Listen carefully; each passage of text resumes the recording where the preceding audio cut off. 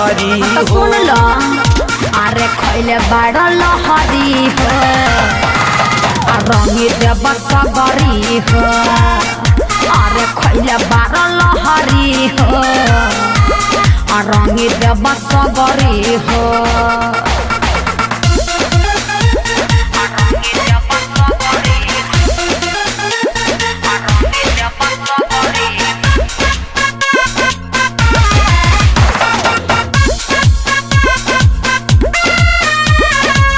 कैसे हो निकली घरवा से बहरी पापा जी बाड़े दुआर पे। होली हो होली केहू न बोली दाहन फगुनी लहार पे। सब बुझता नहीं तू जौन फेरा में बड़ा। कैसे हो निकली घरवा से बहरी पापा जी बाड़े दुआर पे। होली हो होली केहू न बोली दाहन फगुनी लहार पे। तोहरा बिना नगरदा कबरी हो कबरी हो। अरे खैले बारा लहरी हो रंगी देव सगरी हो। अरे खैले बारा लहरी हो रंगी देव सगरी हो।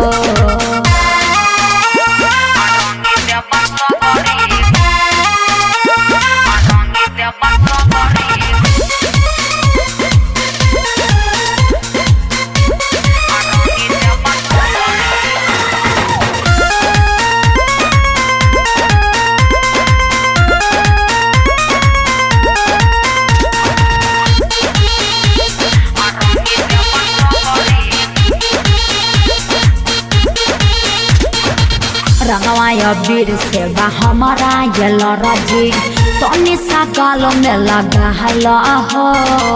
धर्मवीर केला बांधे ले रेला फागुन के फायदा उठा लो। हमरा जरूरी नहीं है बुझला। रंगवाया बीर से बा हमारा ये लरजी तनी सा गाल में लगा हला हो।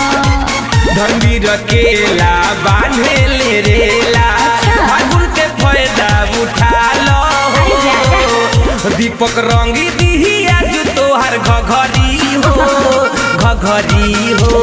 अरे खैले बारा लहरी हो रंगी देव सगरी हो। अरे खैले बारा लहरी हो रंगी देव सगरी हो।